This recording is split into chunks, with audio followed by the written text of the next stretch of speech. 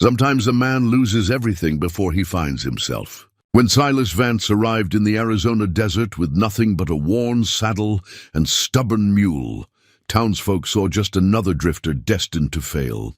They called Broken Tumble Ranch cursed, waterless land that had defeated every man before him. The powerful cattle baron waited, certain this cowboy would freeze, starve, or give up. But Silas had a vision the greedy couldn't see. While they mocked him for repairing an old barn, he quietly searched for what they'd abandoned, a forgotten spring that could resurrect it. What he created would leave the town speechless. But what could one man with nothing build that would shock those who counted him out? Before we jump back in, tell us where you're tuning in from. And if this story touches you, make sure you're subscribed, because tomorrow I've saved something extra special for you. The worn saddle sat across Silas Vance's lap as the Greyhound bus rattled down Highway 60, cutting through the heart of Arizona's copper country. He'd carried that saddle through 3 states and twice as many failures. The leather cracked and faded like an old man's hands. It was all he had left from the life before the drought took his cattle, before the bank took his land, before his wife's illness took the last of his savings and then took her too. Silas was 58 years old. Though his weathered face could have passed for older, his hands were still strong, calloused from decades of ranch work, but there was a slowness to him now, a careful deliberation in every movement. The kind of caution a man learns when he's been knocked down enough times to know that getting back up takes more effort with each passing year. Through the dust-streaked window, the landscape rolled past in shades of rust and ochre. Saguaro cacti stood like silent sentinels against a sky so blue it hurt to look at. This was high desert country, where the air was thin and the sun merciless, where a man could see for miles in every direction and still feel utterly alone. It reminded him of West Texas, where he'd grown up, where his father had taught him that land wasn't something you owned, it was something that owned you, if you let it. The bus pulled into Redemption Valley just after noon, when the heat was at its worst. The town wasn't much to look at, a main street lined with false front buildings that had seen better days, a feed store, a diner with a faded Coca-Cola sign, a gas station that doubled as the Greyhound stop. Population signs varied, but none claimed more than 800 souls, and Silas suspected that was generous. He stepped off the bus with his saddle over one shoulder and a canvas duffel bag in the other hand. Everything he owned in the world. A few people watched from the shade of the diner's awning, their expressions a mix of curiosity and suspicion. Strangers were noticed in towns like this, especially strangers who arrived with nothing but a saddle and the look of a man who'd run out of places to run. The heat hit him like a physical force, dry and intense, baking up from the asphalt and pressing down from above. Silas set his bags down and pulled a crumpled piece of paper from his shirt pocket. The advertisement he'd torn from a Phoenix newspaper 3 weeks ago, yellowed and soft from repeated folding. Ranch property for sale, Redemption Valley. Motivated seller, make offer. There'd been a phone number which he'd called from a payphone outside a truck stop in Albuquerque. The voice that answered had been wary, like someone expecting bad news. Broken Tumble Ranch, the man had said. Been in my family 3 generations, but I'm the last and I got no use for it. Place has been empty 5 years. You want to see it, I'll meet you there. But I'll tell you straight, it's rough. Real rough. Silas had scraped together every dollar he could find, the last of his disability payments from the rodeo injury that had ended his circuit days. The small life insurance policy from Margaret that he'd refused to touch until now. It came to $11,000, a fortune when you had nothing, a pittance when you needed everything. He found the seller's truck parked outside the feed store just like they'd arranged. Vernon Kittredge was in his 70s, thin as a fence post, with skin like tanned leather and eyes that had seen too much sun. He looked Silas up and down, taking in the worn boots, the faded Wranglers, the shirt that had been washed so many times the blue had turned gray. You the fella from the phone? Vernon asked. Silas Vance. They shook hands. Vernon's grip was still firm despite his age. Truck's over here. Ranch is about 8 miles out. I gotta warn you, Mr. Vance, most folks around here think that land is cursed. Previous owners all failed. My great-grandfather built the place in 1887, but even he couldn't make it work long-term. Water situation's always been the problem. I understood from your advertisement that there was some water, Silas said carefully. Vernon shifted his weight, uncomfortable. There was. Spring-fed creek that ran year-round, or so the stories go. But it dried up sometime in the 30s. Been dry ever since. You're looking at hauling water or drilling a well, and the water table's deep out there. Real deep. Cost you more than the land's worth. They drove in silence for a while, Vernon's pickup kicking up a plume of dust on the unpaved county road. The landscape grew more desolate with each passing mile. Mesquite and creosote bush dotted the valley floor, and in the distance, jagged mountains rose like broken teeth against the horizon. Mind if I ask what brings you out here? Vernon finally said, Man with your look, you've worked cattle before. Lost my place in Texas 2 years back, Silas replied. He kept his voice steady, factual. Been drifting since. Looking for a fresh start. Fair enough. But I need to be straight with you. Samuel Thornton owns most of the good land around here. He's what you might call the cattle baron of Redemption Valley. Runs about 5,000 head. He's been after my family's ranch for years, but we always refused to sell to him. Some bad blood there that goes way back. He'll probably try to buy it from you too, once you realize what you're up against. I'm not looking to sell, Silas said.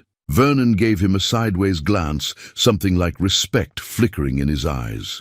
We'll see. Most men change their mind once they've spent a winter out there.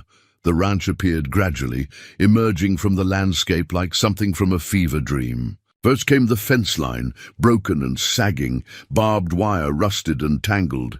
Then a collapsed windmill, its blades twisted and pointing at odd angles. And finally, rising from the desert floor, like a testament to stubborn hope, the barn. It was massive, 2 stories of weathered wood, the kind of structure that had been built to last generations. The walls still stood straight despite decades of neglect, and the roof, though missing shingles in places, maintained its basic integrity. But what struck Silas most were the chains. Heavy iron chains crisscrossed the main doors, padlocked and rusted, as if someone had been trying to keep something in, or keep something out. Vernon parked the truck, and they climbed out. The silence was profound, broken only by the whisper of wind through the sage and the distant cry of a hawk. Main house burned down in 1952, Vernon said, pointing to a foundation of blackened stones. My uncle was living here then. Electrical fire. He rebuilt smaller, but that place fell to termites and weather after he passed. Barn's all that's really left standing. Silas walked slowly toward the structure, his boots crunching on the hard-packed earth. Up close, the barn was even more impressive. The craftsmanship was evident in every joint and beam. This was the work of men who built things to outlast themselves. The wood had silvered with age, and here and there he could see places where repairs had been made over the years, newer boards among the old. Why the chains? He asked. Vernon's face darkened. Last man who tried to work this place. That was about 8 years ago. He claimed the barn was haunted. Said he heard things at night, saw lights moving around inside. Put those chains on and left within a month. Superstitious nonsense, if you ask me, but folks in town started talking. That's when the curse stories really took hold. Silas reached out and touched the weathered wood. It was still solid, still strong. Whatever had defeated previous owners, it wasn't this barn. There's about 200 acres total, Vernon continued. Most of it like what you see here, desert scrub, some good grazing if you can find water for stock. The old spring was up that way, he pointed toward a rocky draw to the north, but like I said, it's been dry for 90 years. They walked the property for another hour. Silas asked questions about boundaries, about the soil, about weather patterns and wildlife. Vernon answered what he could, his initial wariness giving way to something like sadness. This land had been in his family for over a century, and now he was the last. Selling it to a stranger who would probably fail just like all the others. When they returned to the truck, Silas pulled out a worn envelope containing his life savings in cash. He'd already decided. Maybe it was foolishness. Maybe it was the last desperate gamble of a man with nothing left to lose. But standing there in that desolate valley, looking at that magnificent barn, still standing after all these years, he'd felt something he hadn't felt in a long time. "Hope, I'll give you 10,000, Silas said. "I need to keep some back for supplies." Vernon stared at the money, then at Silas. "You sure about this?" "It's a hard piece of ground, Mr. Vance. Broke better men than you or me." "I'm sure." They handled the paperwork in Vernon's truck, using the hood as a desk.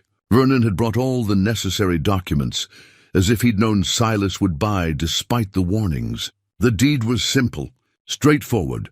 200 acres in Section 14, Township 5 North, Range 8 East.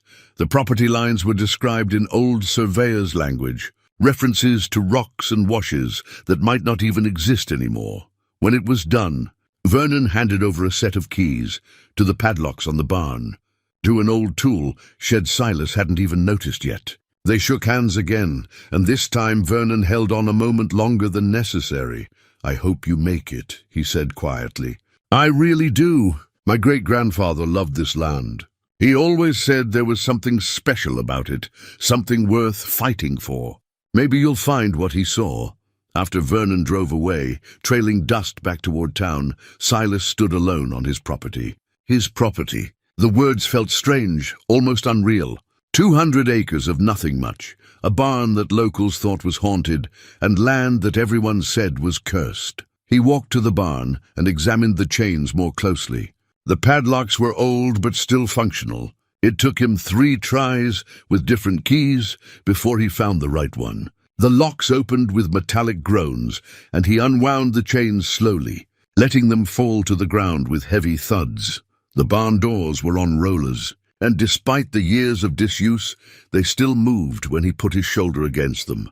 They squealed and protested, but they moved. Afternoon light spilled into the interior, illuminating dust motes that danced in the air like tiny spirits. The inside was mostly empty, swept clean by wind that had found its way through gaps in the walls. The second-story loft was accessible by a ladder, the rungs worn smooth by generations of hands. There were old stalls below, places where horses or cattle had once been kept. The smell of hay and animals had long since faded, replaced by the dry scent of old wood and desert air. Silas climbed to the loft and looked out through the high window. From here, he could see the whole valley spread before him, the broken fence lines, the rocky draw where the spring had once run, the distant mountains turning purple in the late afternoon light. Somewhere out there was the town that already doubted him, the cattle baron who was probably already planning to buy this land cheap after Silas failed. But Silas wasn't thinking about failure. He was thinking about water, because Vernon had said the spring dried up in the 30s, and Silas knew enough about geology and groundwater to know that springs didn't just dry up, they got blocked or redirected. Somewhere under this hard desert ground, water was still flowing. It had to be. The land remembered, even if the people had forgotten. As the sun began to set, painting the sky in shades of orange and pink, Silas made his first camp in the barn. He had a bedroll, some canned goods, and a small camp stove. It wasn't much, but it was enough to start. Tomorrow he would go back to town and buy supplies, basics like tools and fencing materials, and something else he'd need, a mule. A good, strong mule who could work as hard as he could, who wouldn't give up when things got difficult. Because Silas understood something that the locals didn't. This wasn't going to be a quick fix. This wasn't going to be a matter of weeks or even months. Bringing dead land back to life took time, took patience, took the kind of stubborn persistence that most people didn't have anymore. But Silas had nothing but time, and stubbornness, and a worn saddle that reminded him of who he used to be before everything fell apart. Maybe here, in this forgotten valley, he could find out who he was supposed to become. The night came on cool and clear, stars emerging in numbers that city folks never saw. Silas lay in his bedroll and listened to the silence, broken only by the occasional call of a coyote in the distance. The barn felt solid around him, protective, like it had been waiting all these years for someone to come back and give it purpose. He thought about Margaret, wondered what she would have thought of this place. She'd always been the practical one, the one who balanced his dreams with reality. But she'd also been the one who believed in him, even when he didn't believe in himself. Before she died, she'd made him promise something. "Don't give up," she'd whispered, her hand weak in his. "Don't let losing me mean you lose yourself too. Find something worth holding on to, Silas. Promise me." He'd promised. And now, lying in this old barn in the middle of nowhere, he felt like maybe he was finally keeping that promise. Tomorrow, the real work would begin. Tomorrow, he would start the long, slow process of proving everyone wrong. But tonight, he allowed himself this small moment of peace. This quiet belief that maybe, just maybe, broken things could be made whole again. The trouble started on his third morning at the ranch. Though Silas didn't recognize it as trouble at first, he'd spent the previous 2 days in town, buying supplies with what remained of his money.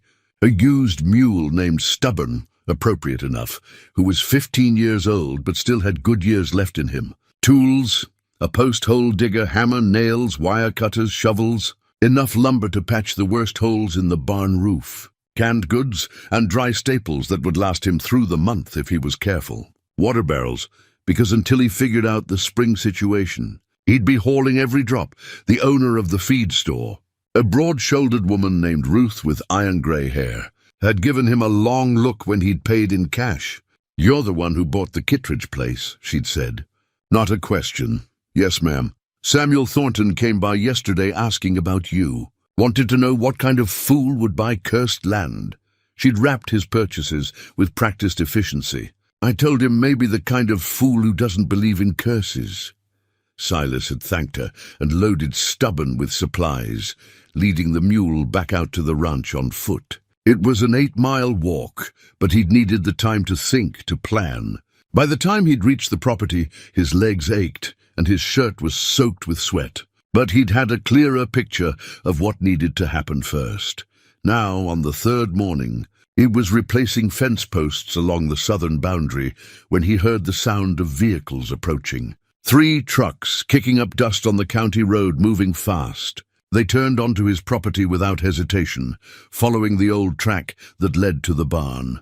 Silas straightened, wiping sweat from his forehead. Stubborn, who'd been grazing nearby, raised his head and flicked his ears forward, alert. The truck stopped in a loose semicircle about 30 yards away. 6 men climbed out, all wearing the uniform of working ranch hands. Stetsons, worn jeans, boots caked with dried mud. But it was the 7th man who commanded attention. He emerged from the lead truck slowly, taking his time, making sure everyone noticed. Samuel Thornton was somewhere in his mid-60s, tall and thick through the shoulders, with silver hair and a face that had been handsome once, but had hardened into something severe. He wore a cream-colored hat that probably cost more than all of Silas's tools combined, and his boots had the kind of shine that came from someone else doing the polishing. "You must be Vance," Thornton said, his voice carrying easily across the distance. He didn't move any closer, didn't offer to shake hands. "I'm Samuel Thornton. I own the Thornton Cattle Company, pretty much everything that matters in this valley, Mr. Thornton." Silas kept his voice neutral, his hands loose at his sides. "I heard you bought this place from Vernon. Surprised he didn't tell you I'd made him 3 offers over the years. Good offers. More than this land is worth, truth be told." Thornton's eyes swept over the property with obvious disdain. "But the Kittredges always were stubborn. Guess stupidity runs in families." One of the ranch hands snickered. Silas said nothing. "Anyway, I figured I'd come out here and save you some trouble," Thornton continued. "This land is worthless. No water, no hope of water. You'll spend a year trying to make something of it, waste whatever money you have left, and then you'll be ready to sell. So I'm making you an offer right now, $12,000. That's more than you paid for it, enough to move on with a little profit in your pocket." "Not interested," Silas said. Thornton's expression didn't change, but something cold flickered in his eyes. "You might want to think about that. This is hard country. A man alone at your age, trying to work land that's defeated better men. It's not just difficult, it's dangerous. Accidents happen out here. People get hurt. Sometimes they don't get found for days. The threat was barely veiled, delivered in a conversational tone that made it worse somehow. The ranch hands had spread out slightly, casual but deliberate, and Silas recognized the tactic. This was meant to intimidate, to make him feel outnumbered and vulnerable. "I appreciate the offer," Silas said carefully. "But like I said, I'm not interested in selling." "Then you're a fool." Thornton turned to spit, a gesture of contempt. "Vernon probably didn't tell you the real story of this place. That spring didn't just dry up, it was poisoned. My grandfather was working this land back in the 20s when they found a dead steer in the creek. Then another. Then the spring went bad, turned sulfurous, made animals sick. That's why no one can work this land. The water table is poisoned, has been for 100 years. Silas felt something shift inside him, a cold certainty settling in his gut. Thornton was lying. Maybe not about all of it, but about the important parts. The desperation behind the man's eyes told him that much. If the land was truly worthless, Thornton wouldn't be here. He wouldn't have made multiple offers to Vernon over the years. "Then I guess I'll have to figure something else out," Silas said. The silence that followed was heavy with tension. Thornton's jaw tightened, his hands curling into fists at his sides. For a moment, Silas thought the man might actually swing at him, might order his men to do worse. But Thornton was too smart for that, too careful about his reputation in the valley. "You've got 1 month," Thornton said finally, his voice low and hard. 1 month to come to your senses. After that, my offer drops to 8,000. Month after that, 6. You understand what I'm saying? The longer you wait, the less you get. And eventually, he smiled, but it didn't reach his eyes. Eventually, you'll be begging me to take this cursed ground off your hands for nothing. He turned and walked back to his truck, moving with the confidence of a man who'd never been told no in his life. His men followed, climbing into their vehicles. The trucks turned in a wide arc, churning up dust and rocks, deliberately driving over a section of fence that Silas had just repaired that morning. The posts snapped, wire tangling in the wheel wells. One of the ranch hands laughed, loud and mocking, as they roared back toward the county road. Silas stood motionless until the dust settled and the sound of engines faded into the distance. Then he walked slowly to where they'd destroyed his fence. The posts he'd spent 2 hours setting were splintered and broken. The wire he'd carefully strung was now a twisted mess. Stubborn walked over and nuzzled his shoulder, a gesture of simple companionship that Silas found oddly comforting. "Well, old friend," he said quietly, rubbing the mule's neck. "I guess we know where we stand now." He looked toward the rocky draw where Vernon had said the spring once ran. Thornton had mentioned poison, had spun a story about dead cattle and sulphurous water. But Silas had worked cattle for 40 years, had dealt with bad water before. Sulphur springs didn't poison a water table. They were just mineral-rich, unpleasant for drinking maybe, but not deadly. And they certainly didn't make land cursed. No, what Thornton was protecting was something else. Maybe a water source that connected to his own property.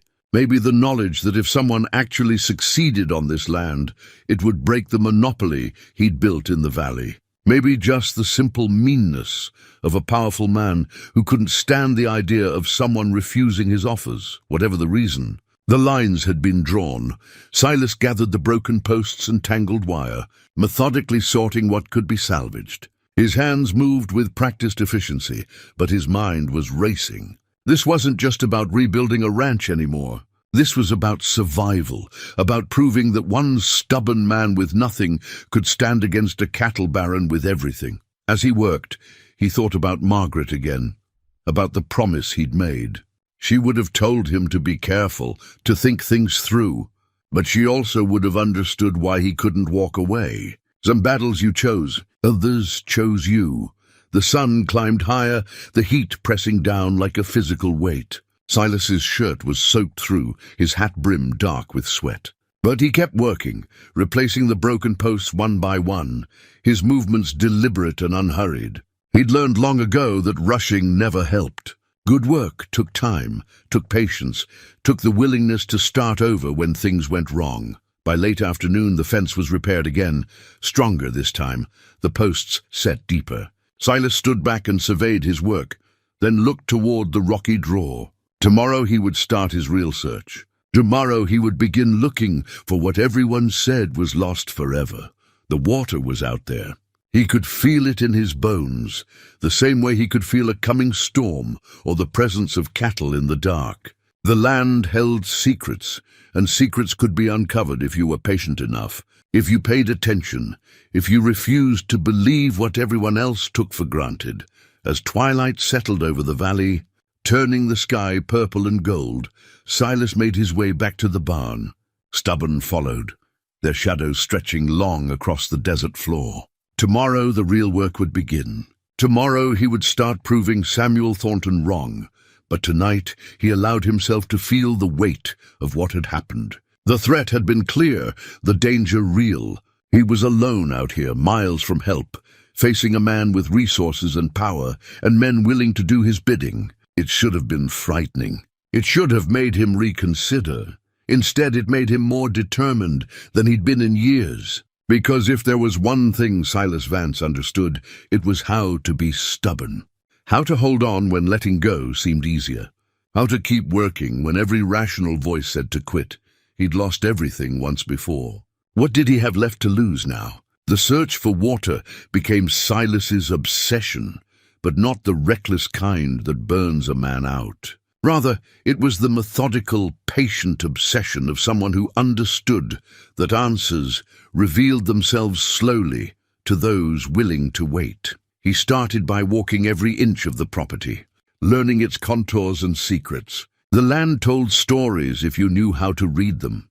Subtle depressions where water once flowed, certain plants that only grew where moisture lingered close to the surface, rocks worn smooth by ancient streams. Stubborn accompanied him on these daily explorations. The mule's steady presence a comfort in the vast silence. On the fourth day, Silas discovered the old surveyor's marker near the northern boundary, a stone cairn with a brass plate so weathered the inscription was barely visible. He crouched beside it, tracing the letters with his finger. Spring Head, 1887, Kittredge. 50 yards beyond, he found the rocky draw Vernon had mentioned. Now dry and choked with brush, he spent 3 days clearing the draw by hand, cutting away mesquite and creosote that had taken root over the decades. The work was brutal in the heat, thorns tearing at his clothes and skin, but he worked sunrise to sunset, stopping only to rest in the shade and drink from his water barrel. Each night he returned to the barn exhausted, muscles aching, but satisfied with the progress. By the end of the first week, he'd cleared enough to see the draw's original path, a natural channel that wound through the rocks, smooth stones at the bottom showing where water had once flowed year-round. He followed it upslope, toward the rocky outcrop where the spring should have emerged. What he found made him stop and sit down heavily on a boulder. Someone had deliberately collapsed the spring opening. Not recently. The rockfall was old, probably dating back to the 1930s like Vernon had said. But this wasn't natural. Someone had used dynamite or heavy tools to bring down the rock face, burying whatever opening had fed the spring. The evidence was clear in the way the rocks had fallen, in the unnatural scatter of the debris. Silas sat there for a long time thinking. Who would destroy a spring and why?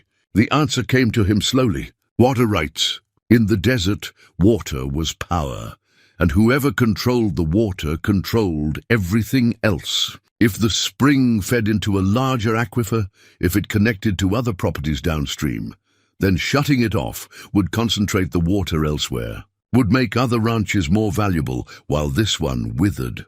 He thought about Thornton's grandfather working this land in the 20s, about the dead cattle story. Maybe that had been true, or maybe it had been a convenient excuse to justify what came next, the destruction of the spring, the spread of rumors about cursed ground and poisoned water. That evening, Silas walked into town with a list of additional supplies he needed: dynamite for clearing rock, more tools, rope, timber for shoring. Ruth at the feed store raised an eyebrow when she read his list. "You planning to do some blasting?" she asked. "Some rock clearing," Silas replied carefully. She studied him for a moment, then lowered her voice. "Samuel Thornton came by again yesterday. Asked me to let him know if you bought anything unusual." I told him what I tell everyone who asks me to spy, that my customers' business is their own. I appreciate that, Mom. Ruth, just Ruth. She started pulling items from the shelves. My husband and I ran a small cattle operation 20 years ago, before Thornton bought out or drove out most of the other ranchers in the valley. We held on as long as we could, but she shrugged. Sometimes you can't fight money and influence. Sold our herd, kept the feed store. It's a living. He's that powerful. Around here he is. Owns the bank, sits on the county board, has 3 of his men working as sheriff's deputies. Not saying they're corrupt exactly, but let's just say Thornton's concerns get priority attention. She rang up his purchases. Whatever you're planning out there, be careful. And if you need anything at all, you come find me. The unexpected offer of alliance warmed something in Silas's chest. Thank you, Ruth. That means more than you know. We all get tired of bullies eventually, she said, even if we don't know how to stop them. Silas loaded his supplies and made the long walk back to the ranch. The sun was setting by the time he reached the barn, painting the desert in shades of amber and rust. He'd just started unloading when he heard a vehicle approaching, but this time just one and moving slowly. A battered pickup truck pulled up near the barn, and an old man climbed out. He was Mexican, probably in his 80s, with deeply weathered brown skin and white hair beneath a straw hat. He moved with the stiffness of age, but with an upright dignity that spoke of a lifetime of hard work met with grace. "Senor Vance," the old man said, his English accented but clear. "I am Mateo Reyes. I worked for Vernon's father many years ago when the ranch was still running." Silas walked over and shook his hand. "Good to meet you, sir. What brings you out here?" "I heard in town that you are trying to restore this place. I wanted to meet the man who would take on such a task." Mateo's dark eyes were sharp despite his age, taking in the repaired fence, the cleared brush, the evidence of purposeful work. "You are serious about this?" "I am. Then perhaps I can help you. I know things about this land that the Anglos have forgotten. My grandfather worked here when Vernon's great-grandfather first built the barn. The stories were passed down in my family." Silas felt his pulse quicken. "The spring?" "Yes, the spring," Mateo nodded slowly. "It did not dry up naturally. There was a fight over water rights between Old Man Kittredge and Thornton's grandfather. The Thorntons wanted to build a dam upstream that would have diverted the water. Kittredge fought them in court and won. A month later, the spring was destroyed. Everyone knew who had done it, but no one could prove it. The Thorntons were too powerful even then. The pieces were falling into place, the old injustice becoming clear. Do you know where the water went? Underground. The spring was connected to a larger system of aquifers that runs through these mountains. When they collapsed the opening, the water found other paths, other ways to the surface. But it is still there beneath the rocks, still flowing." Mateo pulled a folded piece of paper from his pocket. "My grandfather drew a map, showed where the channels ran according to the old stories and what he had observed. I have kept it all these years, thinking perhaps one day the spring could be restored." He handed the yellowed paper to Silas, who unfolded it carefully. The map was hand-drawn but detailed, showing the property boundaries, the location of the collapsed spring, and, most importantly, suggested alternate paths the water might have taken underground. There were marks and notations in Spanish, measurements and observations. "This is—" Silas's voice caught. "I don't know how to thank you. You thank me by succeeding," Mateo said simply. "By showing that one good man with honest purpose can stand against those who believe power makes them immune to justice. My family has watched the Thorntons grow fat on land they bullied away from decent people. It would be good to see them humbled, even a little." They talked for another hour as the stars emerged overhead. Mateo shared stories of the ranch in its prime, when cattle had grazed fat on the good grass that the spring water had nourished. He described the network of irrigation channels Kittredge had built, the way the water had been carefully managed to support a thriving operation. All of it lost when the spring was destroyed, all of it forgotten by everyone except those who had seen it with their own eyes. Before he left, Mateo gripped Silas's shoulder with surprising strength. You have the look of a man who does not quit easily. This is good. You will need that stubbornness in the days ahead. Samuel Thornton will not sit idle while you restore what his family destroyed. I'm counting on that, Silas said. After Mateo drove away, Silas studied the map by lantern light in the barn. If the old Mexican's information was accurate, and Silas's instincts told him it was, then the water wasn't lost at all. It had simply been buried, hidden, waiting all these years for someone patient enough and determined enough to uncover it. He thought about the dynamite he'd bought, about the weeks of careful excavation ahead. This wouldn't be quick or easy. He'd have to shore up the rocks as he cleared them, make sure he didn't collapse anything further or divert the water into some inaccessible channel. One wrong move could bury the spring forever, could vindicate all of Thornton's predictions about his failure. But Silas had never been afraid of slow, careful work. That was what rebuilt lives, one deliberate step at a time, one careful choice after another. Day after day until something new emerged from the ruins of what had been. He folded the map carefully and tucked it into his shirt pocket, close to his heart where Margaret's last words still echoed. Find something worth holding on to. This was it. This was his something, this stubborn piece of desert ground, this buried spring, this chance to prove that what powerful men destroyed, determined men could restore. The excavation began at first light the next morning. Silas worked with the deliberate caution of a man who understood that haste could undo everything. He started at the base of the rockfall, removing smaller stones by hand, sorting them into piles that could be used later for other purposes. Nothing was wasted out here. Stubborn helped haul the larger rocks, the mule's steady strength invaluable as they cleared the debris bit by bit. By the end of the first day, Silas had made visible progress, opening a narrow channel through the bottom layer of rubble. His hands were raw despite his work gloves, his back aching from the constant bending and lifting. But when he pressed his ear to the cleared space, he thought he could hear something, the faint whisper of moving water, somewhere deep in the rock. Or maybe it was just wishful thinking. Hard to tell. On the 10th day of his ownership, Silas rode Stubborn into town for more supplies and to refill his water barrels. He'd been careful with his remaining money, spending only on necessities, but the balance was dwindling faster than he'd hoped. The dynamite alone had taken a significant chunk. He'd have to find some source of income soon, or his money would run out before the spring could be restored. He was loading water barrels at the public tap behind the feed store when a young woman approached him. She was maybe 35, wearing jeans and a work shirt, her dark hair pulled back in a practical ponytail. There was something familiar about her face, though Silas couldn't place it. "Mr. Vance?" "Milena Reyes. Mateo is my grandfather."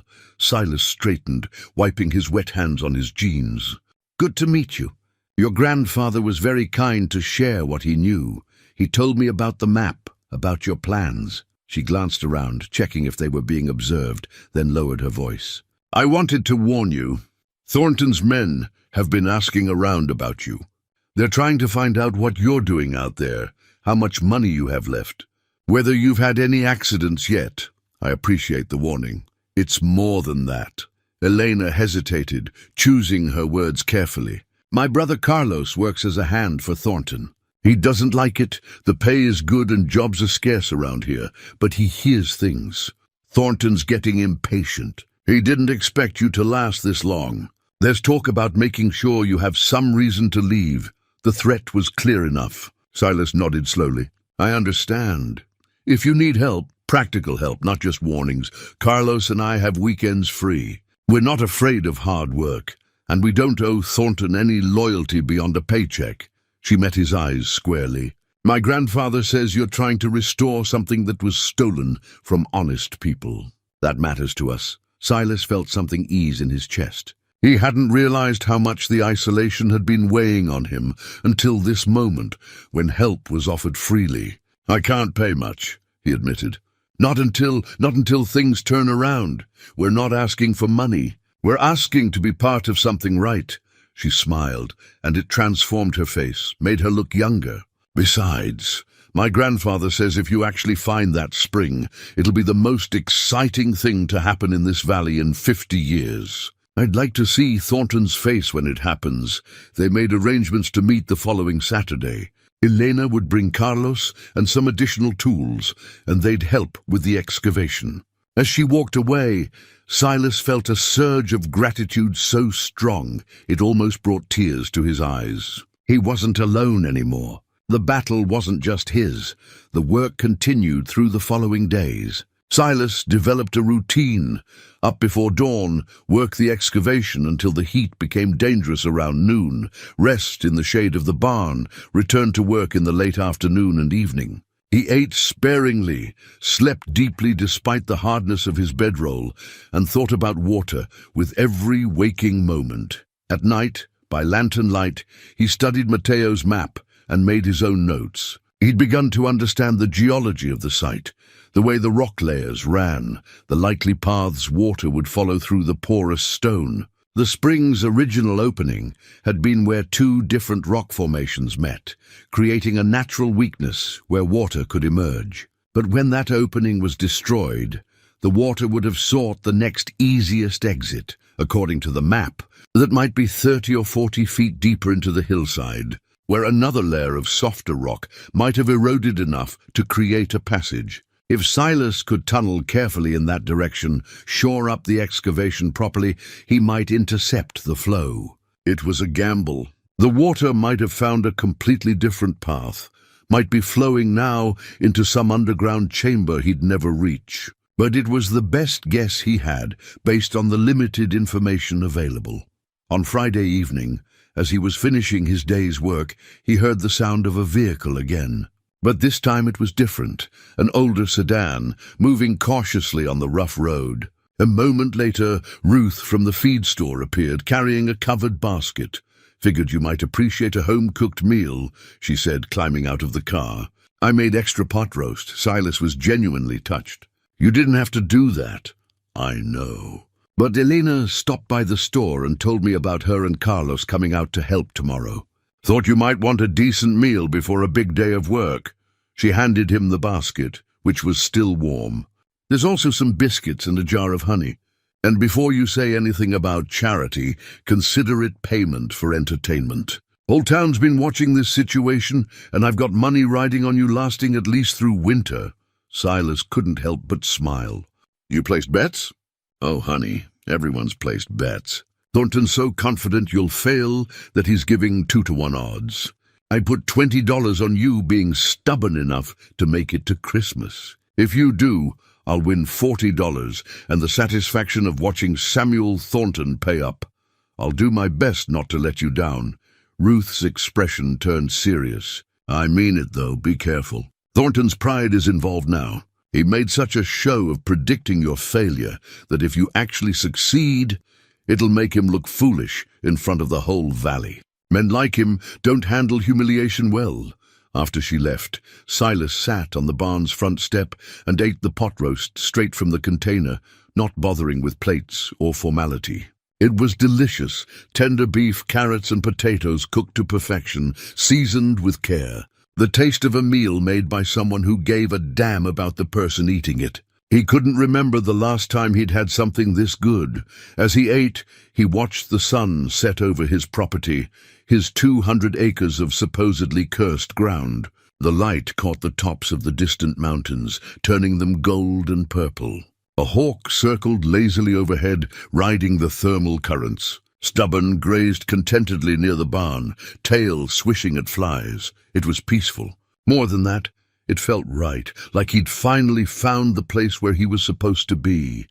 Later that night, unable to sleep despite his exhaustion, Silas climbed to the barn's loft and looked out at the stars. They were brilliant here, away from city lights, scattered across the sky in impossible numbers. He thought about Margaret, about whether she could see him now, about whether she knew he was keeping his promise. "I found something worth holding on to," he whispered to the darkness. "I found it, and I'm not letting go." The night wind whispered through the barn boards, and somewhere in the distance a coyote called. Silas stayed there for a while longer, feeling the cool air on his face, listening to the sounds of the desert night. Tomorrow would bring help, would bring progress. But tonight was for reflection, for acknowledging how far he'd come and how far he still had to go. He'd been here less than 2 weeks, but already the ranch felt different, less abandoned, less defeated. The barn stood proud with its repaired roof. The fences, though still rough, no longer sagged. The cleared draw showed evidence of purpose and planning. Small victories maybe, but they added up, and somewhere beneath the rocks water was still flowing. He believed that now, with a certainty that went beyond logic or evidence, the land remembered, even if the people had forgotten. And Silas Vance, stubborn old cowboy with nothing left to lose, was going to help it remember properly. He climbed down from the loft, rolled out his bedroll and slept the deep, dreamless sleep of a man whose body was exhausted, but whose spirit was, for the first time in years, truly alive.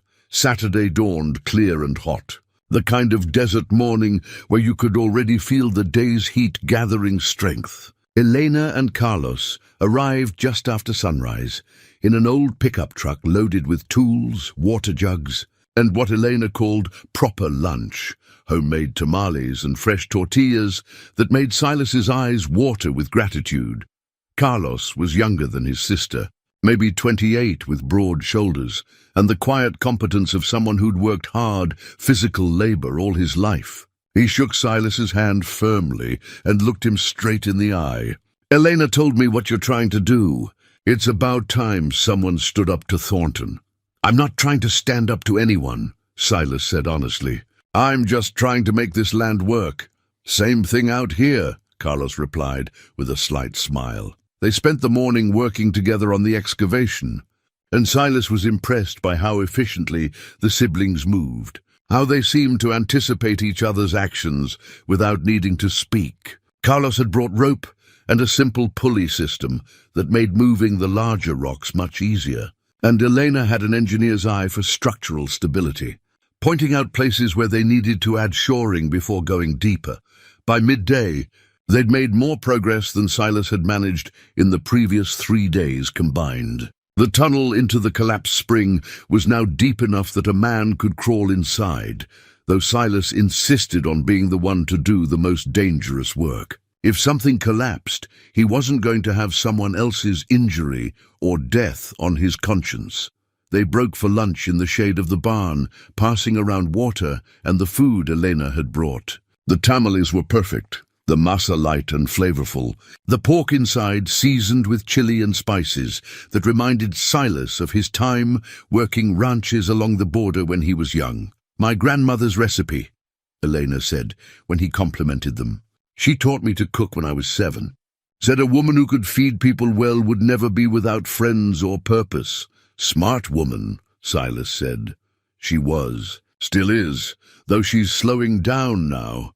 Elena looked toward the excavation, her expression thoughtful. "When my grandfather told me about this place, about the spring and what Thornton's family did, I thought it was just another old story. But seeing you out here, actually trying to restore it, it makes it real."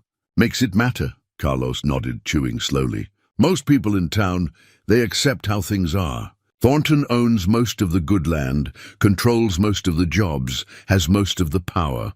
That's just how it's always been, so that's how it'll always be. But maybe it doesn't have to be that way. Change comes slow," Silas said. "Especially out here. But it comes," Elena added, "if someone's willing to start it." They returned to work in the afternoon, and around 3 o'clock something shifted. Silas was inside the tunnel, carefully removing rocks from what he hoped was the final barrier, when he felt it, a distinct coolness in the air, a moisture that hadn't been there before. He pressed his hand against the rock face and felt wetness. Cold and real. "I've got something," he called out, his voice echoing in the confined space. Elena and Carlos helped him widen the opening carefully, stabilizing the walls as they went. The moisture increased with each rock they removed, until finally Silas cleared away a flat stone and heard the sound he'd been dreaming of for 2 weeks, the gentle trickle of running water. The spring hadn't been destroyed. It had just been hidden, waiting all these decades for someone to uncover it again.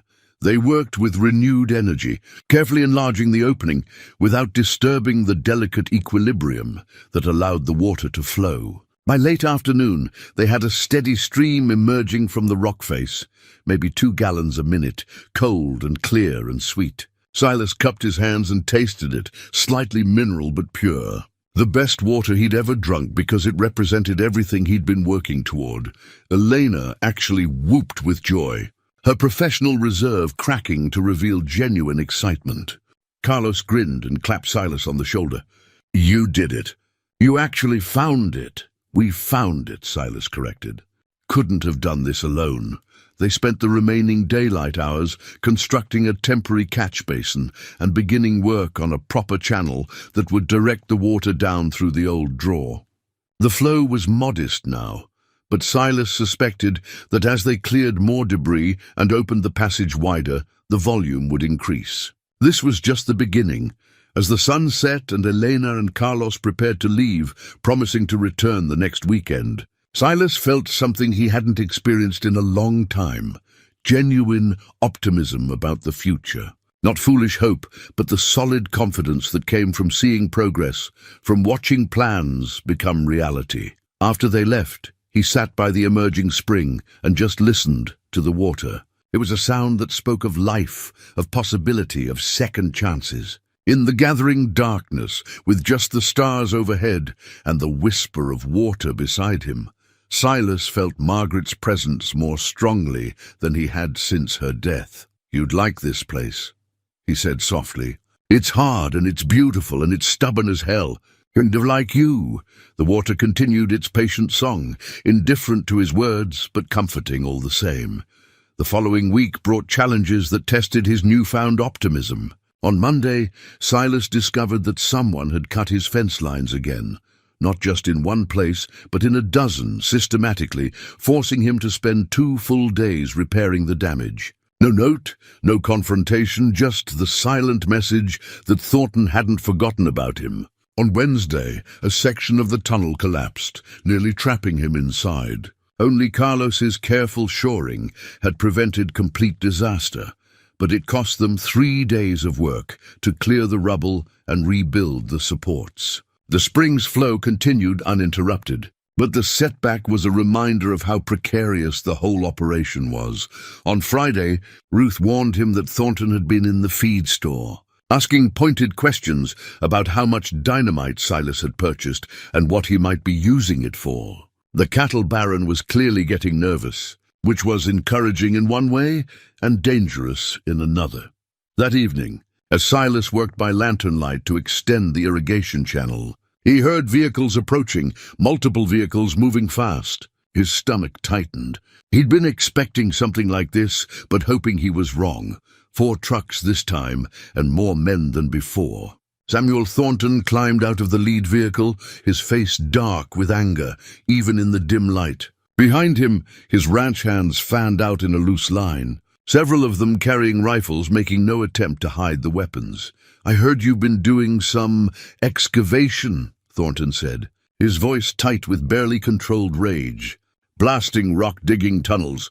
That's dangerous work. Someone could get hurt." Silas stood slowly, setting down his shovel. He was acutely aware that he was alone, that help was 8 miles away, that these men could do anything they wanted, and there'd be no witnesses to contradict their version of events.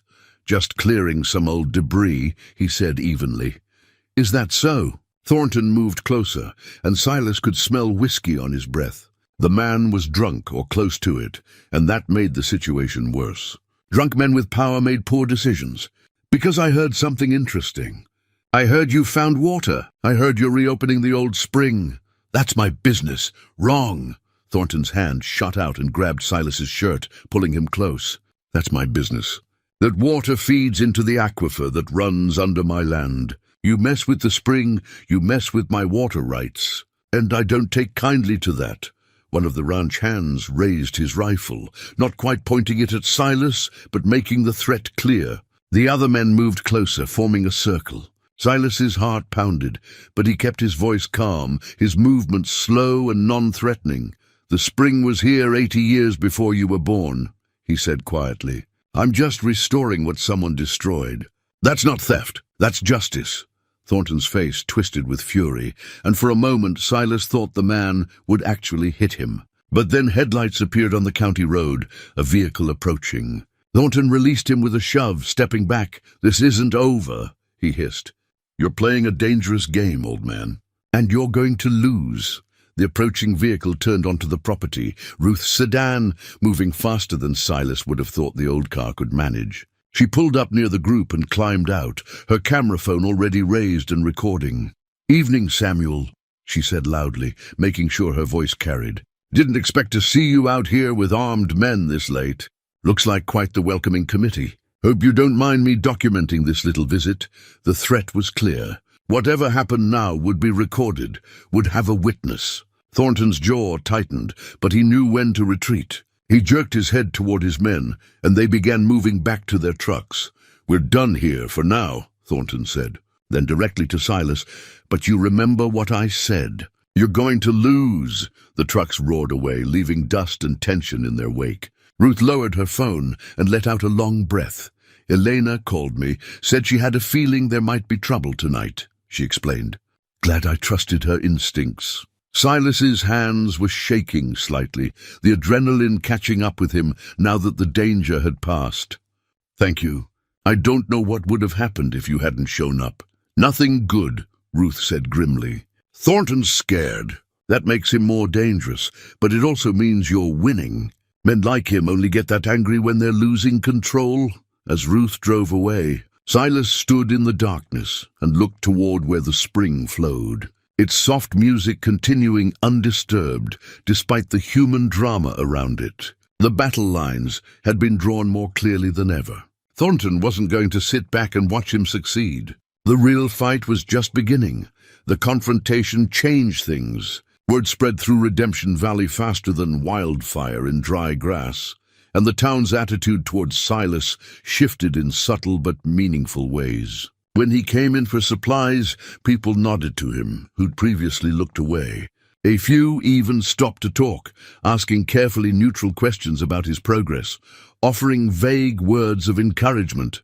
Thornton's overreach had backfired. The display of armed men, threatening a single older man on his own property, didn't sit well with folks, even those who worked for the cattle baron or owed him favors. There was a line invisible but understood, and Thornton had crossed it, but the real change came from an unexpected source.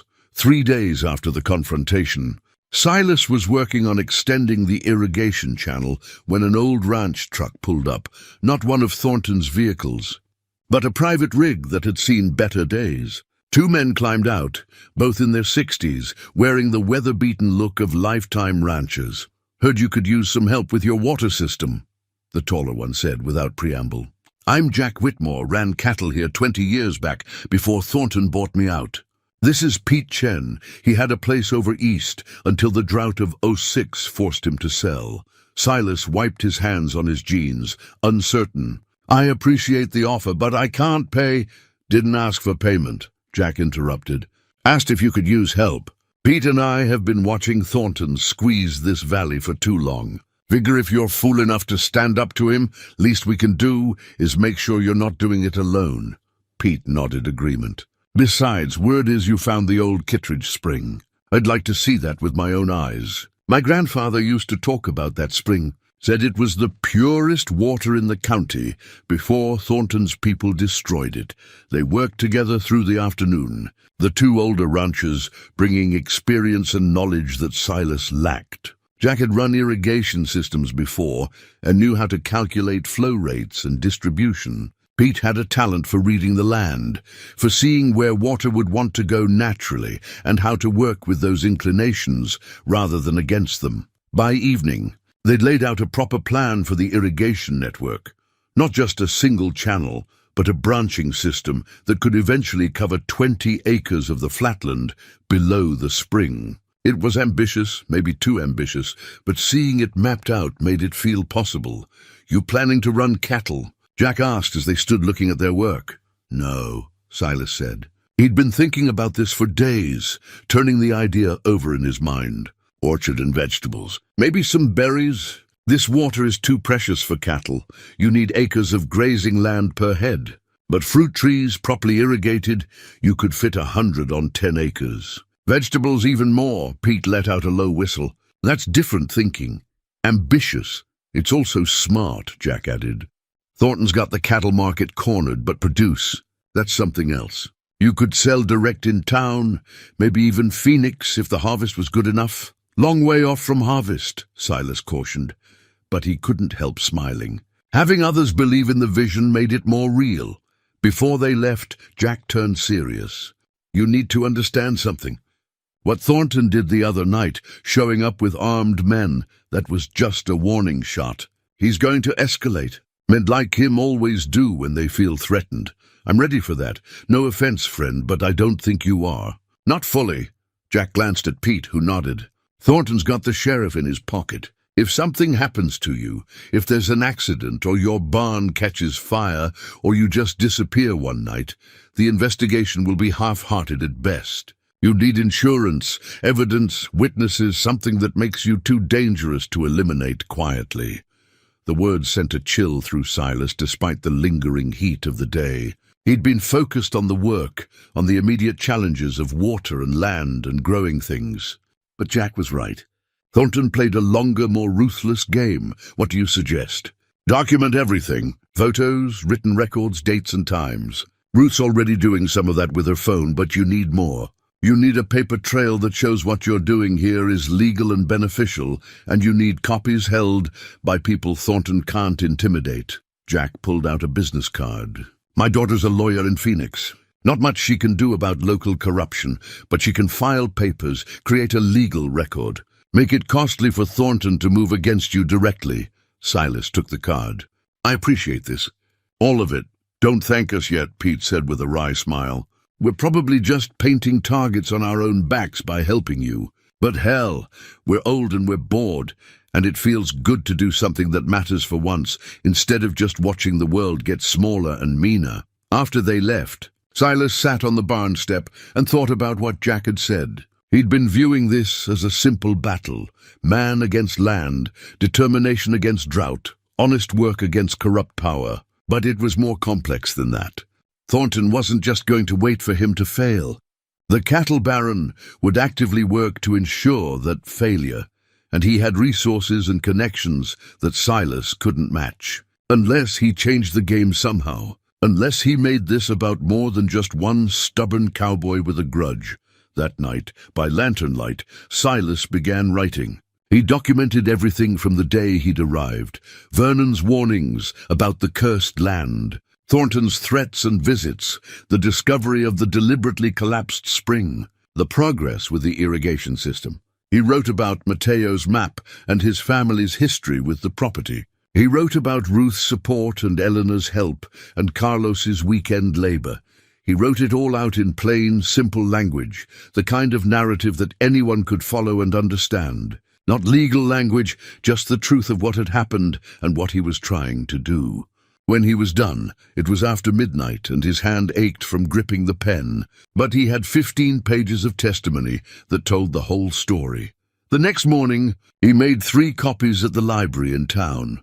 The young librarian didn't ask questions, just helped him use the copier and charged him 50 cents. He mailed 1 copy to Jack's daughter in Phoenix with a note asking her to keep it safe. He gave 1 copy to Ruth at the feed store, asking her to lock it in her safe. The 3rd he wrapped in oilcloth and buried in a metal box beneath the barn's foundation, marked by a stone that only he would recognize. Insurance, like Jack had suggested. Evidence that if something happened to him, people would know the truth. With that done, he returned to the work of building something rather than just surviving. The spring's flow had increased to nearly 5 gallons per minute as he'd cleared more of the passage, and the main irrigation channel was now complete down to the flatland. It was time to start thinking seriously about what to plant, about turning this dusty ground into something green and growing. He spent a week preparing the soil, working compost, and what little organic matter he could find into the hard earth. Stubborn helped pull a makeshift plow, and together they broke ground on the first acre.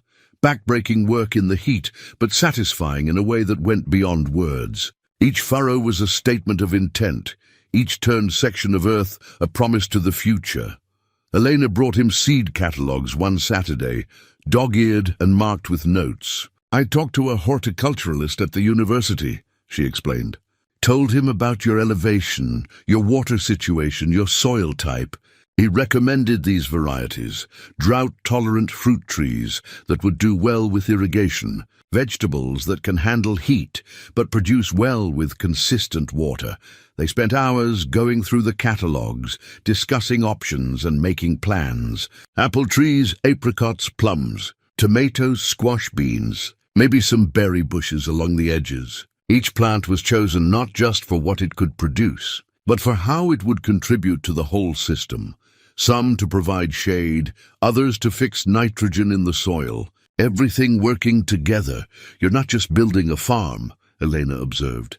"You're building an ecosystem. That's what this land used to be," Silas said, "before people came along and broke it. I'm just helping it remember." Carlos arrived with the first trees 2 weeks later, young saplings carefully transported from a nursery in Phoenix. They were a gift, purchased with money from the small network of supporters that had grown around Silas's efforts. People he'd never met were contributing to his supplies, his seeds, his success. It was humbling and energizing in equal measure.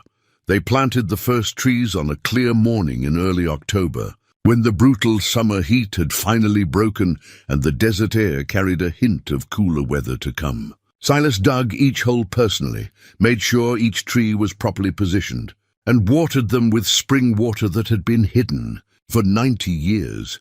As he tamped down the soil around the first apple tree, a variety called Desert Gold that could handle the heat and produce sweet fruit, he felt Margaret's presence again, felt her approval in the rightness of the moment. "This is what you meant," he said softly, "about finding something worth holding on to." The tree was small now, barely 4 feet tall, its branches thin and hopeful. But give it time, give it water and care and patience, and it would grow strong, would produce fruit that fed people, created shade, put beauty back into this hard land. That evening, as Silas walked his property in the cooling air, he could see the shape of what he was building. The barn standing proud with its repaired roof and open doors. The spring flowing steady and clear. The irrigation channels branching across the land like veins carrying life. The first acre of planted trees, each one staked and protected, each one representing hope and possibility. It wasn't much yet, just the beginning, but it was enough to prove that transformation was possible, that what had been broken could be restored, that one determined man with nothing could create something from dust and water and stubborn faith. Somewhere in town, Thornton was probably drinking and plotting, figuring out his next move. Let him. Silas had work to do, trees to plant, a future to grow from desert ground and forgotten springs. Whatever came next, he was ready. The letter arrived on a Tuesday morning, delivered by a process server who looked uncomfortable with his assignment. Silas had been working on the second acre of plantings when the man pulled up in a sedan that seemed too clean for the dusty roads leading to the ranch. "Silas Vance?" the server asked, already knowing the answer. "That's me. You've been served." He handed over an envelope, thick with legal documents, and practically ran back to his car. Silas opened the envelope with dirt-stained fingers, his stomach sinking as he read the first page.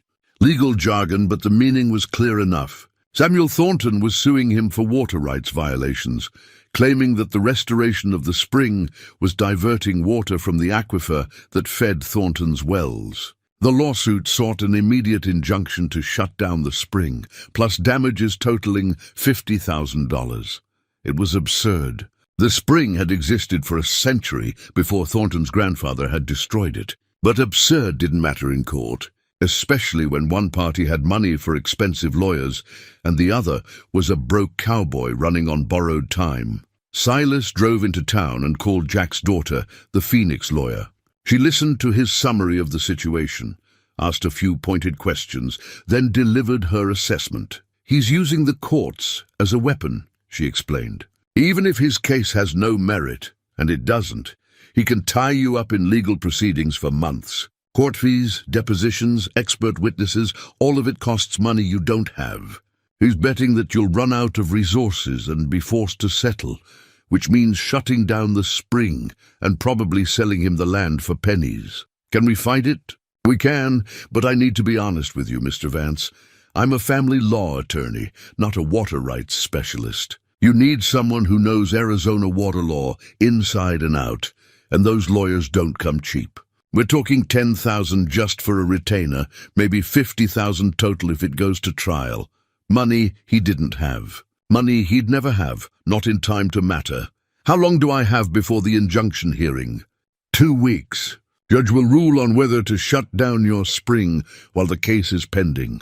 If he grants the injunction, and given Thornton's connections to the local court, there's a good chance he will. You'll have to stop all irrigation immediately. After hanging up, Silas sat in Ruth's office at the feed store, staring at the legal papers. 2 weeks. All his work, all his hopes could be shut down in 2 weeks by a judge who probably played golf with Samuel Thornton. There has to be something we can do, Ruth said, reading over his shoulder. Like what? I don't have money for lawyers. I don't have political connections. All I have is the truth. And the truth doesn't matter much in court when the other side can afford to bury you in paperwork. Ruth was quiet for a moment, then said, "What about public opinion? Thornton's been careful to maintain his reputation in this valley. What if we made this public, made it about more than just a legal case? How? Media. Phoenix has news stations that love a good David and Goliath story. Powerful cattle baron tries to crush old Cowboy, who's just trying to restore stolen water. That's gold for local human interest. It was a long shot, but it was something. They spent the afternoon making calls, and by evening they'd gotten interest from a reporter at a Phoenix television station. She agreed to come out the next day and see the property, hear the story, maybe do a segment if it was compelling enough. The reporter, a sharp-eyed woman named Diana Cortez, arrived Wednesday afternoon with a cameraman. Silas walked them through everything. The barn, the spring, the irrigation system, the young trees already starting to establish themselves. He showed her Mateo's map, explained the history of the deliberately collapsed spring, described Thornton's threats, and now this lawsuit. Diana asked good questions, probing but fair. She interviewed Elena and Carlos, who'd taken the afternoon off to be there. She talked to Mateo, who told the story of his grandfather's memories. She even drove into town and interviewed Ruth and several other residents who'd been watching the situation develop. When she was done, she looked at Silas thoughtfully. This is a good story. Strong visuals, clear villain, underdog fighting against the odds. But I need to warn you, going public might make Thornton angrier. He's used to controlling the narrative around here. Right now, he's about to shut me down legally, Silas replied. Angry is better than destroyed. The segment aired Friday evening during the local news. Silas watched it on a small television Ruth had loaned him, Elena and Carlos sitting beside him in the barn. The reporter had done a good job, showing the spring, the new orchard, contrasting Silas's modest operation with footage of Thornton's sprawling cattle ranch. She'd interviewed a water rights expert who explained that Silas wasn't stealing water. He was restoring a natural spring that predated all modern claims. The piece ended with Diana saying directly to the camera, "The question facing Redemption Valley isn't about water rights or property disputes. It's about whether one powerful man can use the courts to crush someone who dared to make something from nothing. The judge will decide the legal issues, but perhaps public opinion should have a say too." The response was immediate. By Saturday morning, the news station's website had hundreds of comments, mostly supporting Silas. Ruth reported that the feed store phone had been ringing constantly with people from across the state offering support, some even offering small donations to help with legal fees. But the real surprise came Sunday afternoon. A convoy of vehicles arrived at the ranch, not trucks full of Thornton's men, but cars and SUVs carrying people Silas had never met. Families from Phoenix who'd seen the news story. a group of environmental activists who'd heard about the spring restoration, college students from the university's agriculture program, even a few of Thornton's own workers who'd apparently been moved by the story and decided to help on their day off. They came with tools and water and food, and they came to work. Elena took charge of organizing them, dividing tasks and managing the workforce with the efficiency of a general commanding troops. By the end of the day, they'd planted another half-acre of fruit trees, extended the irrigation system to cover the new plantings, and repaired every section of fence that Thornton's men had destroyed over the previous weeks. More than that, they'd brought something Silas hadn't expected: community. People working together for something bigger than themselves, proving that good work could inspire others to join in rather than tear down. As the sun set and the volunteers prepared to leave, a teenager who'd been working all day approached Silas shyly. "My grandpa had a small farm," she said. "Lost it when I was little. Watching you build this, it made me remember what he used to say. That land gives back what you put into it if you're patient." Silas felt his throat tighten with emotion. Your grandpa was right. After everyone left, Silas walked his property in the gathering darkness.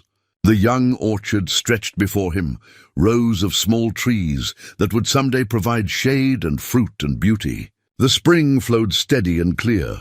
The barn stood solid against the evening sky, but something else had changed today. The fight had stopped being just his. It had become something larger, something that touched on questions that mattered to people beyond this valley. About justice and persistence, about whether one person could stand against power and win, about whether broken things could be restored. Monday morning brought another surprise. Jack called to tell him that his daughter had been contacted by a Phoenix law firm, a large practice with expertise in water rights. They'd seen the news story and were offering to take Silas's case pro bono for free because they believed it was important and because the publicity would be good for their firm. "You're getting high-powered representation," Jack said, his voice full of satisfaction. "The kind of lawyers Thornton has to respect because they're as good as his own." The injunction hearing was still scheduled for the following week, but now Silas had a fighting chance. More than that, he had lawyers who knew the law and weren't afraid of Samuel Thornton, who saw this case as an opportunity to establish important precedent about water rights restoration. That afternoon, Silas received one more unexpected visitor. Vernon Kittredge, the man who'd sold him the property, pulled up in his old truck looking uncomfortable but determined. "Heard about the lawsuit," Vernon said without preamble. "Heard Thornton's trying to shut you down. I wanted to apologize." "For what?" "I sold you this land knowing Thornton would come after you. Told myself you were a grown man who could make your own decisions. But truth is, I was just relieved to have it off my conscience. The Thorntons destroyed my family's spring 90 years ago, and I never had the guts to stand up to them about it. Felt like I was carrying that shame my whole life." Vernon pulled out a folder, yellowed with age. "These are my great-grandfather's papers. Original surveys.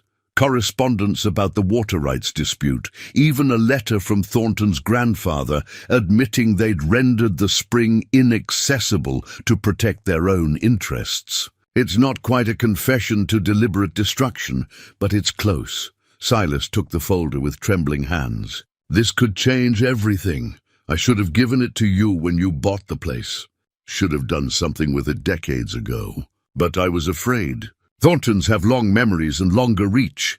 Vernon met his eyes. "But watching you these past weeks, seeing you do what my family never had the courage to do, it shamed me into action. Those papers are yours now. Use them however you need to."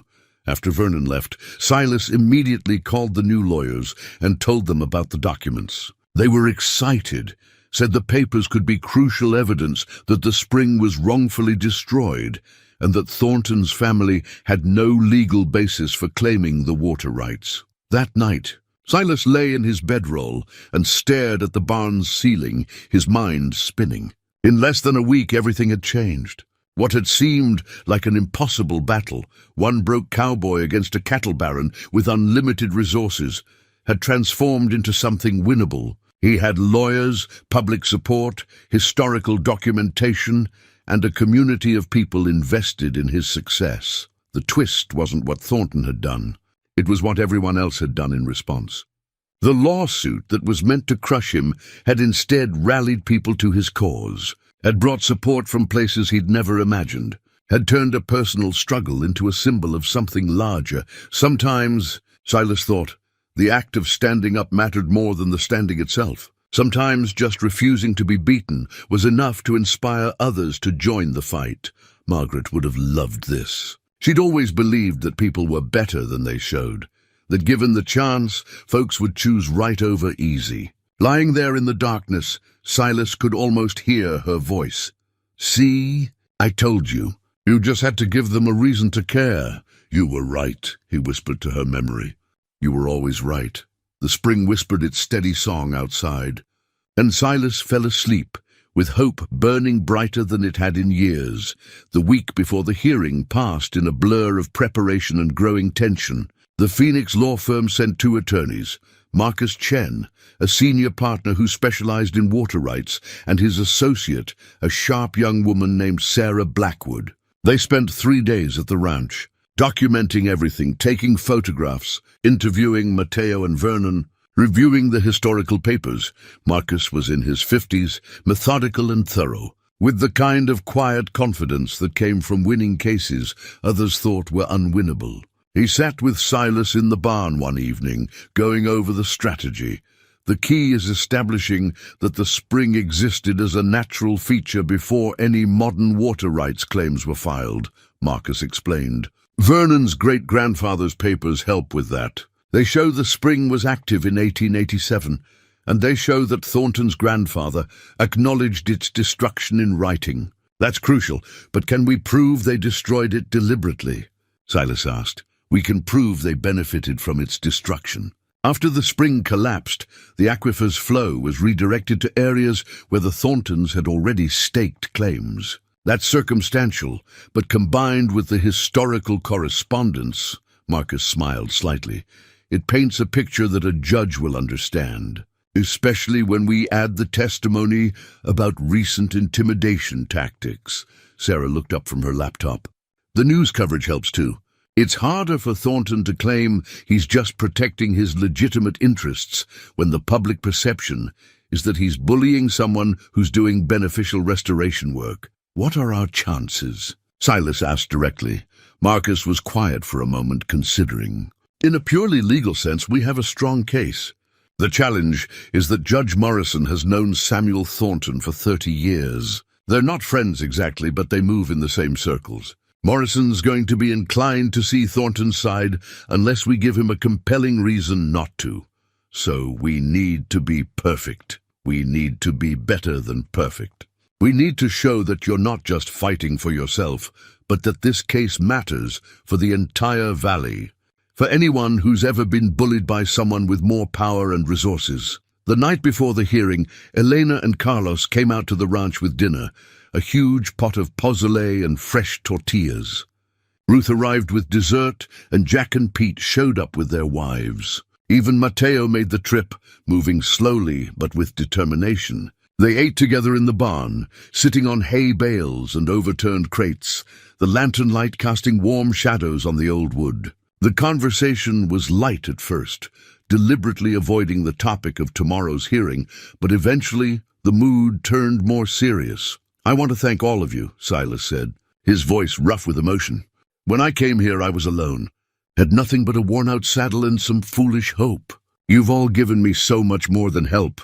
You've given me a reason to keep going. You gave us something too," Ruth said. "You reminded us that standing up matters, that one person doing the right thing can inspire others to do the same." Mateo nodded slowly.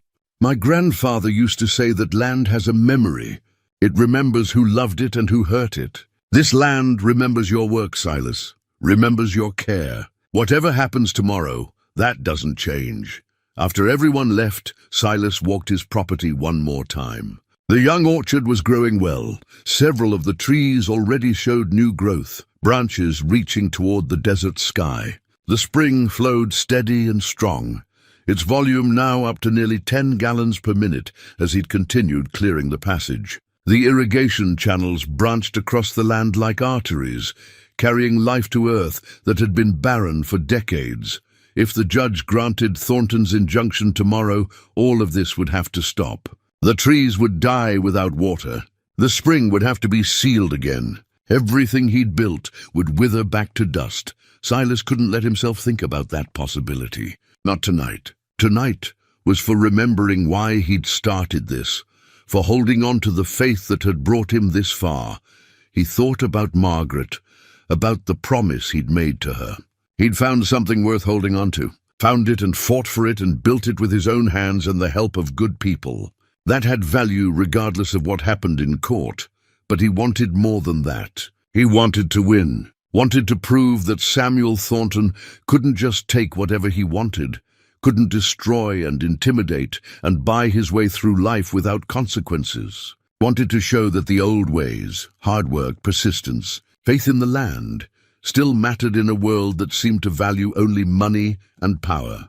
The hearing was scheduled for 10 a.m. at the county courthouse in Prescott, 40 miles away. Marcus and Sarah picked up Silas at 7, giving them time to review their preparation one more time during the drive. Silas wore his best clothes, a pressed white shirt, clean jeans, his good boots. He'd trimmed his beard and tried to make himself look respectable, though he knew he couldn't match Thornton's polish. The courthouse was a territorial-era building, sandstone and pine, dignified and imposing.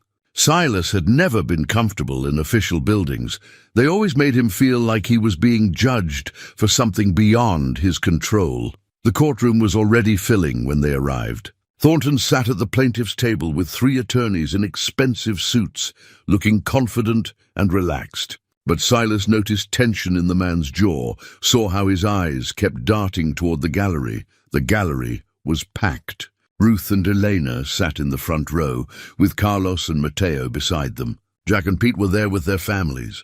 Vernon Kittredge looking nervous but determined. And behind them, dozens of other people, some Silas recognized from the volunteer day. Others he'd never met, but who'd been following the story in the news. The message was clear. This wasn't just Silas's fight anymore. Judge Morrison entered at exactly 10. A stern-faced man in his late 60s with white hair and reading glasses that he kept adjusting. Court is in session. Let's proceed. Thornton's lead attorney went first, laying out their case in smooth, practiced language. The spring restoration was diverting water from the aquifer. Thornton's ranch depended on that aquifer for his cattle operation. Silas had no legal standing to alter water flows without proper permits and environmental review. The injunction was necessary to prevent further damage while the case proceeded. It was compelling in its way, dry and technical, but building a picture of Silas as a reckless amateur who didn't understand the complex systems he was interfering with. Then Marcus stood to respond, and Silas felt his breathing ease slightly. The attorney's voice was calm, but carried authority, and he knew how to hold attention. Your Honor, Mr. Thornton's case rests on a false premise, that the spring is new, that Mr. Vance created something that didn't exist before. In fact, the opposite is true. He restored something that was deliberately destroyed. Marcus walked through the evidence methodically. The historical surveys showing the spring's existence in 1887, the correspondence between the Kittredge and Thornton families in the 1920s, the admission, in writing, from Samuel Thornton's grandfather that they'd rendered the spring inaccessible, the geological evidence that the collapse was unnatural, the result of deliberate action. Mr. Vance isn't diverting water. Your Honor, he's restoring the natural flow that existed before it was criminally destroyed. The Thorntons have profited from that destruction for 90 years. That doesn't give them perpetual rights to prevent restoration. Judge Morrison leaned forward, studying the documents Marcus had submitted. These are serious allegations, Mr. Chen. You're essentially accusing the Thornton family of deliberately destroying a water source. I'm presenting evidence that speaks for itself. Your Honor, whether it was deliberate or not, the result was that the spring was made inaccessible and the Thorntons benefited. The legal question is whether that benefit creates a permanent right to prevent restoration. The hearing continued for 2 more hours. Witnesses testified. Matteo describing his grandfather's memories of the spring before and after the collapse. Vernon explaining the historical family conflict. A hydrogeologist hired by Marcus's firm explaining how the aquifer system worked and why restoring the spring wouldn't harm other water users. Thornton's attorneys fought back hard, questioning everything, trying to cast doubt on the historical evidence. But they were handicapped by the papers Vernon had provided, by the clear documentation that contradicted their narrative. Finally, Judge Morrison called for a recess. "I need time to review this evidence and consider the legal arguments. Court will reconvene at 2 o'clock for my decision." The 2-hour wait was excruciating. Silas and his supporters gathered in a nearby diner, but no one could eat much. The conversation was sporadic, nervous. Elena held her grandfather's hand, and Silas noticed how frail Matteo looked in the harsh, fluorescent light. This fight was taking something from all of them. When they returned to the courthouse, the gallery had grown even larger. Word had spread that a decision was coming, and people had taken early lunch breaks or left work to be there. Silas recognized several faces from town, people who'd never acknowledged him before, but who were here now, bearing witness. Judge Morrison entered looking serious, a thick folder of documents in his hand. He settled into his chair, adjusted his glasses, and looked out over the packed courtroom. "This is a more complex case than it initially appeared," he began. "On the surface, it's a simple water rights dispute. But the historical evidence presented complicates that considerably." Silas's heart pounded so hard he could hear it in his ears. "The evidence shows that the spring in question existed as a natural feature for at least a century before it was rendered inaccessible. The evidence also suggests, though doesn't definitively prove, that this was done deliberately to benefit adjacent property owners. Whether that action was legal under the laws of the time is unclear. What is clear is that Mr. Vance has undertaken restoration work that is technically sound and environmentally beneficial." Morrison paused, looking directly at Thornton, then at Silas. "However, the plaintiff raises legitimate concerns about proper permitting and environmental review. These are not trivial matters, and they should have been addressed before major excavation work began." Silas felt his hope sinking. This was going Thornton's way.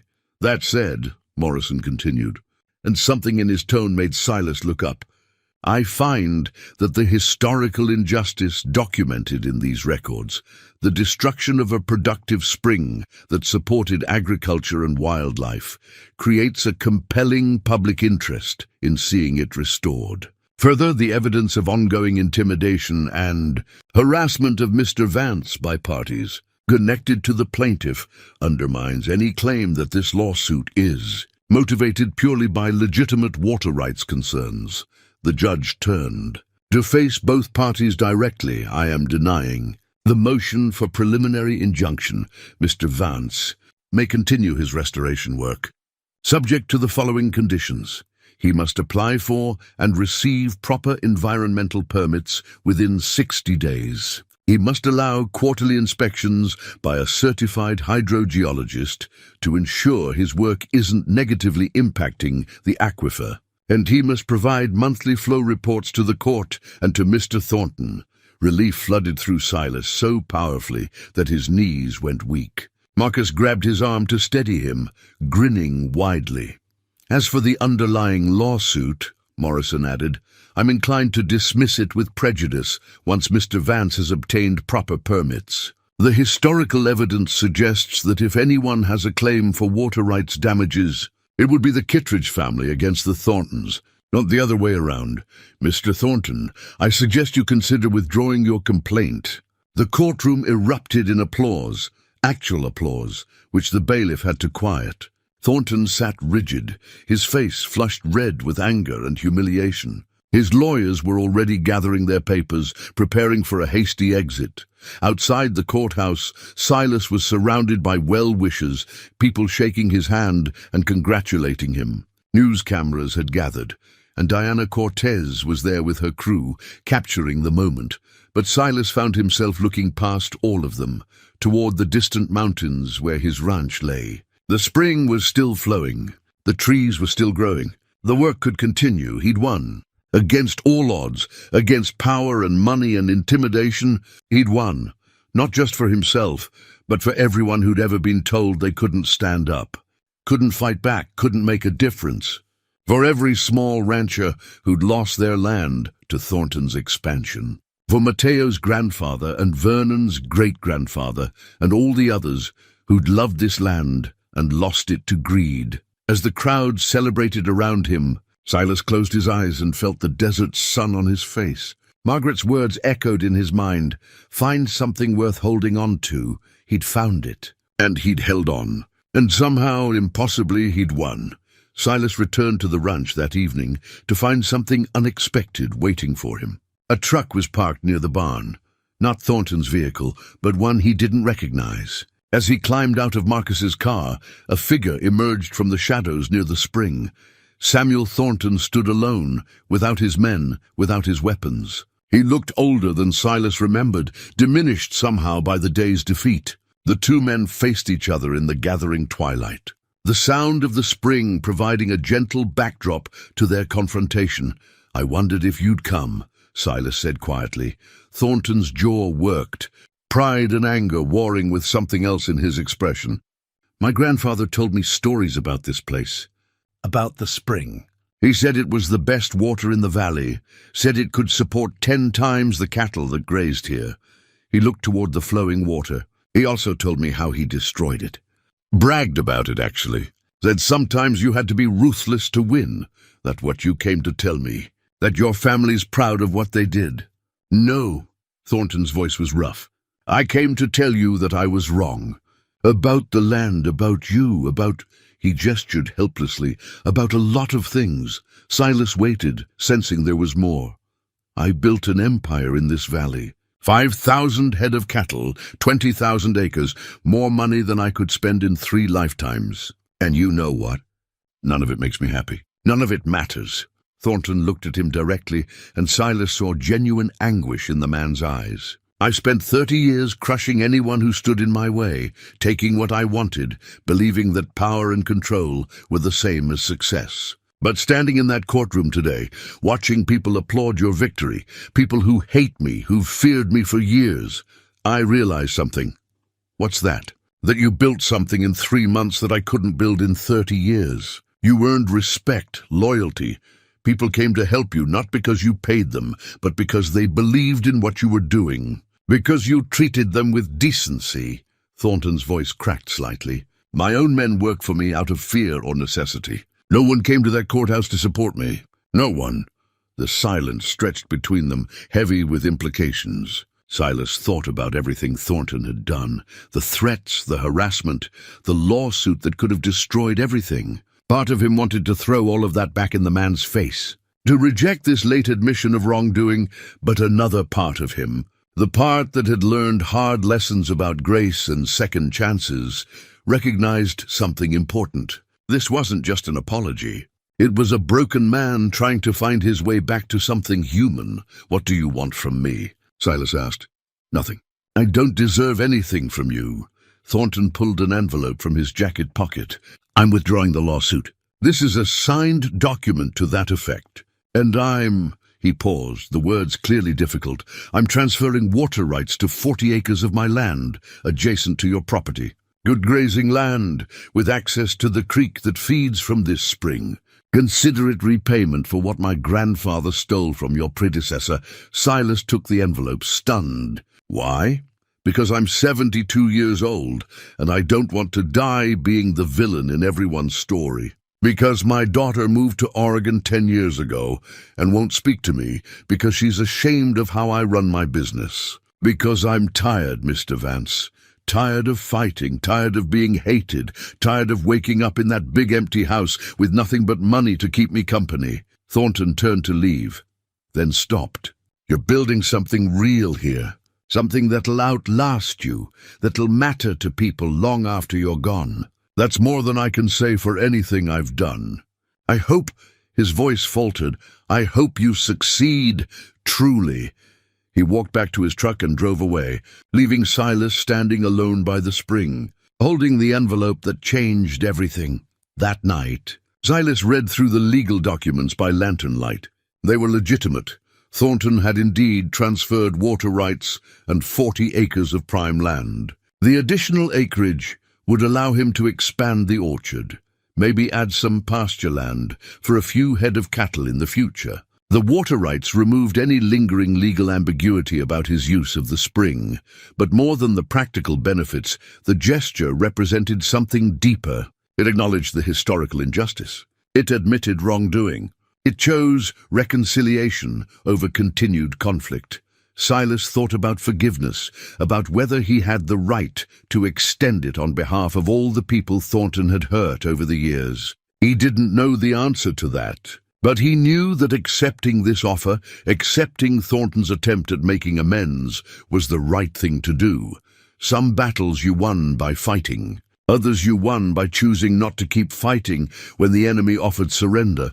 He fell asleep that night thinking about Margaret, about how she'd always been the one to choose mercy over judgment, grace over revenge. She would have accepted Thornton's offer without hesitation, would have seen it as the opening for redemption that it was meant to be. "Wish you were here to see this," he whispered to her memory. "You'd be proud of how it turned out." The spring sang its quiet song, and somewhere in the darkness, the young trees grew stronger, their roots reaching deep into earth that remembered water, remembered life, remembered hope. The open house was Eleanor's idea, though Silas had resisted at first. "People have been following your story," she'd argued. "They've invested in it emotionally. They deserve to see what they helped create." So on a Saturday morning in late October, 3 months after he'd first arrived in Redemption Valley, Silas opened the gates of what the town had started calling the Miracle Ranch to anyone who wanted to visit. They came in numbers that overwhelmed him. Families from Phoenix, who'd seen the news coverage. Every one of his supporters from town, Ruth and Elena and Carlos, Jack and Pete and their families, Mateo moving slowly but with evident pride. The volunteers who'd helped plant trees, Vernon Kittredge, emotional and clearly moved by seeing the land restored after a lifetime of watching it lie barren. Even people who'd initially supported Thornton came, curious to see what all the fuss was about. By mid-morning, there were over 200 people wandering the property, marveling at the transformation. The spring was the centerpiece, of course. Silas had built a small viewing platform where people could see the clear water emerging from the rock face, could hear its steady song, could understand what had been hidden for 90 years. A sign explained the history, simple, factual language that told the story without embellishment, but it was the orchard that truly stunned people. 2 acres of young fruit trees, carefully planted and thriving, their leaves green and healthy despite the desert location. Apple, apricot, plum, even a few experimental peach trees that the horticulturalist had suggested might work. The irrigation channels ran between the rows, carrying water with elegant efficiency. Everything was small still, saplings rather than mature trees, but the promise was unmistakable. Where there had been dust and death, there was now life and growth. Where powerful men had destroyed, one stubborn cowboy had restored. Diana Cortez was there with her camera crew, doing a follow-up story. She interviewed Silas in the orchard, the young trees visible behind him. "What made you think you could succeed where everyone else had failed?" she asked. Silas thought about the question carefully. "I don't think I knew I could succeed. I just knew I had to try. Sometimes that's enough, just being willing to try when everyone else has given up. What's next for you?" "Keep working. These trees need another year before they'll produce fruit. Got plans to expand the orchard, maybe add some vegetable plots. The land's remembering what it used to be, and I'm just helping it along. Any message for people who are watching, who've been inspired by your story?" Silas looked directly at the camera.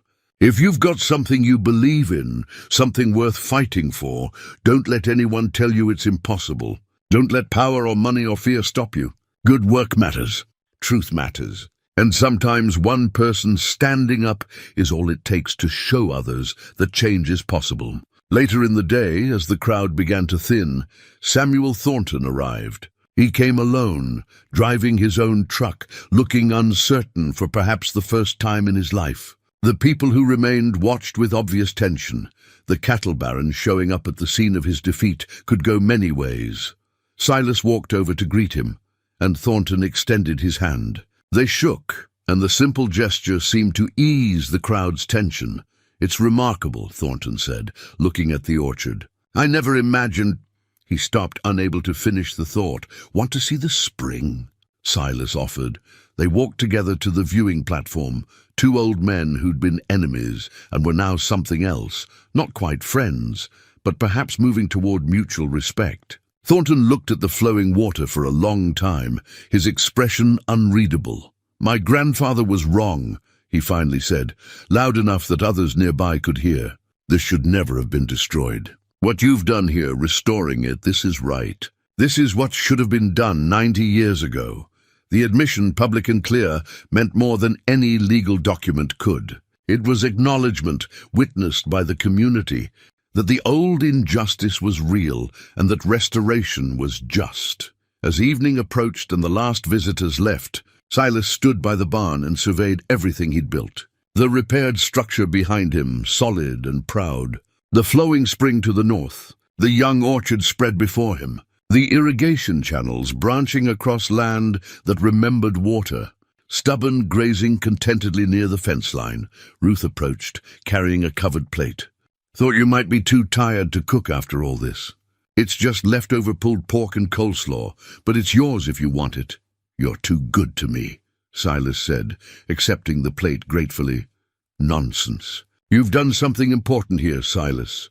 Reminded this valley what's possible when someone has the courage to stand up.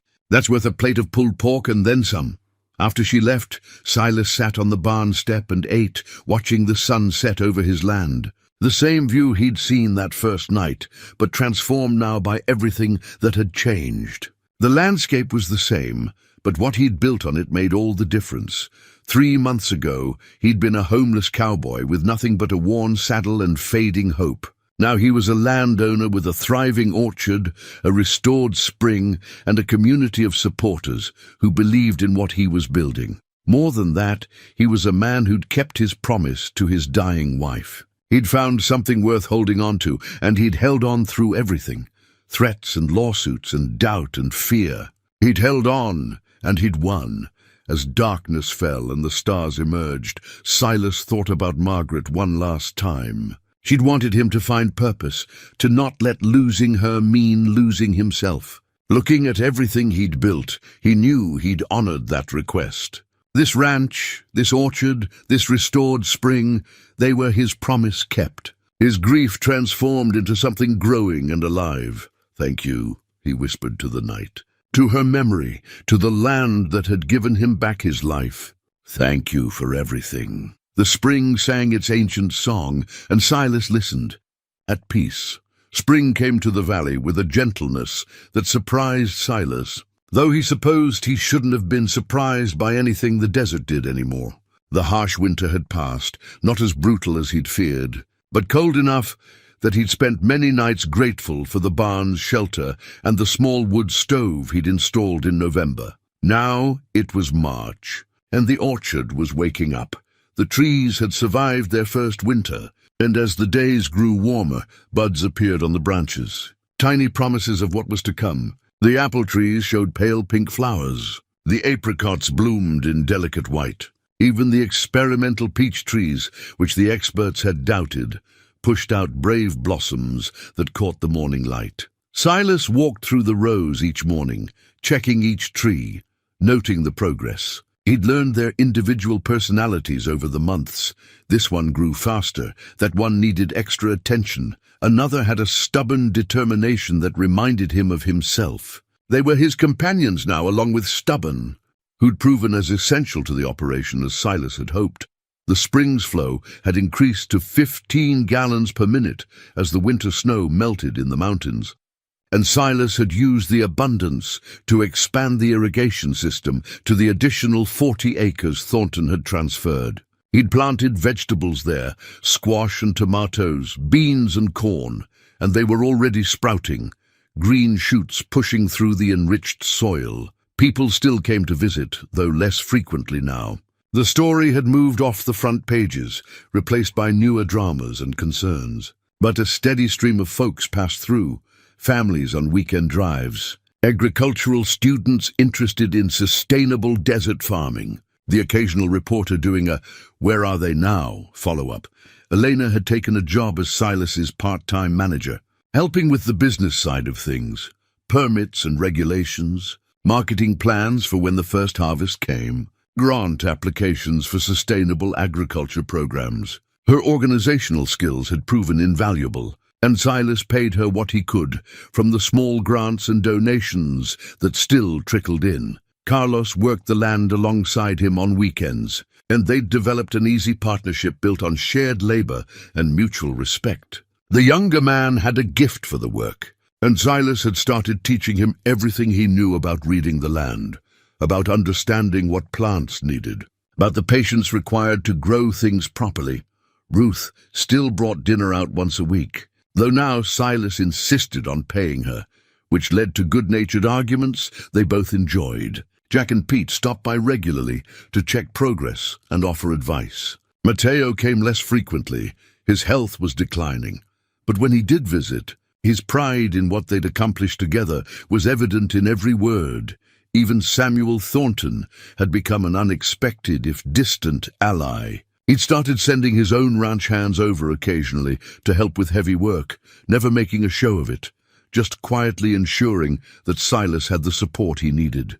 They'd spoken a few times since that evening by the spring, brief conversations that held more weight than their brevity suggested. Two old men finding common ground after years of unnecessary conflict. On a warm afternoon in late March, Silas received a letter from Vernon Kittredge. Inside was a photograph, old and faded.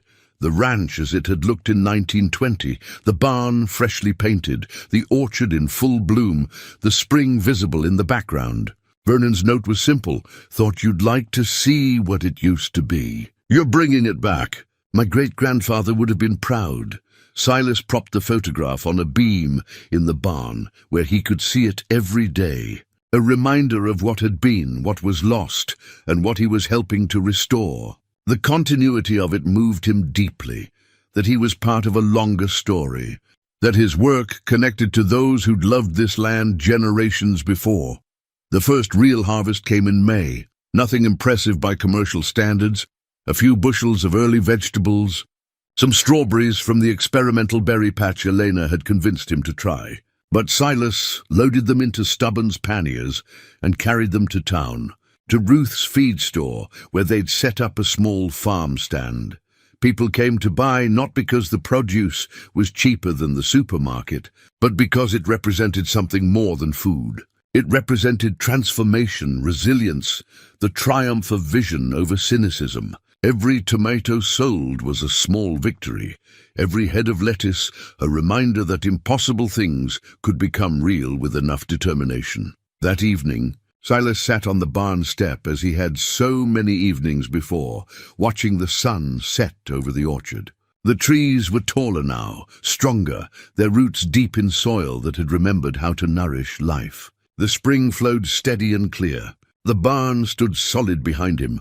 Everything he'd worked for, everything he'd fought to protect and build, spread before him in the golden light.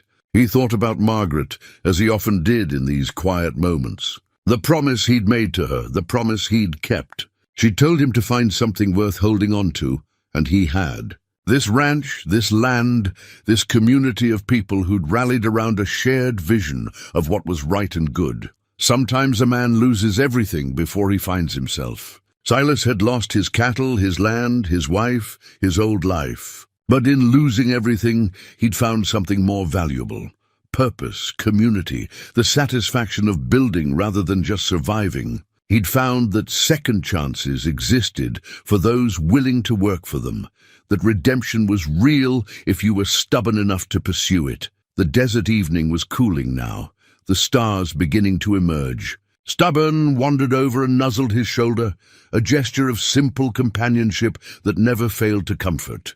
Silas scratched behind the mule's ears and looked out at everything they'd built together. "We did it, old friend," he said quietly. "We actually did it." The spring whispered its eternal song. The young trees rustled in the evening breeze. Somewhere in the distance, a coyote called, and another answered. The desert was alive again, remembered again, whole again. And Silas Vance, the homeless cowboy who'd arrived with nothing but a worn saddle and stubborn hope, sat on his barn step and watched the stars emerge over land that had given him everything that mattered. He'd rebuilt the forgotten ranch. What he'd created had left everyone speechless. But more importantly, what he'd created had given him back his life, had shown him that endings could become beginnings, that loss could transform into growth, that one person with nothing could create abundance from dust and water and faith. The promise was kept. The land was restored. The story wasn't over. Orchards took years to mature, and there was still so much work to do, but the foundation was solid. The future, for the first time in years, looked bright. As darkness settled over Redemption Valley, Silas closed his eyes and smiled. Margaret would have loved this. She would have loved seeing him this way, at peace, purposeful, home. "I found it," he whispered to her memory, to the stars, to the land that had become his salvation. "I found something worth holding on to, and I'm never letting go."